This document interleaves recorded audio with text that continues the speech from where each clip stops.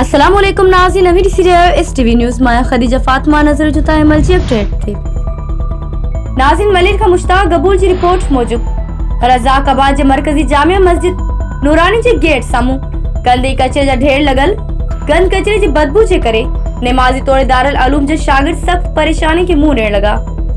मस्जिद जे इमाम मौलाना पीर मोहम्मद नईमी सहाफ़िन सां ॻाल्हाईंदे चयो त ज़िले काउंसिल कराची जी इंतजामिया कख छीने बीड़ो बि नाहे कयो। तहरीरी दरख्वास्तन जे बावजूद को खुड़ तेल नाहे निकतो। गंद कचरे मां थींदड़ बदबू सां नमाजी तोड़े मदरसे में पढ़ंदड़ शागिर्द सख्त अज़ियत के मुंह ॾियण लगा। ऐं मौज़ी बीमारी फैलजण जो खतरो पिण आहे। ज़िले काउंसिल कराची जी इंतजामिया नोटिस वठी फौरी तौर सफ़ाई सुथराई कराई ॾिनी वञे। ॿी सूरत में इलाके वासियुनि शागिर्दनि सां गॾिजी ज़िले काउंसिल ऑफिस अॻियां सख्त एहतजाज कयो वेंदो।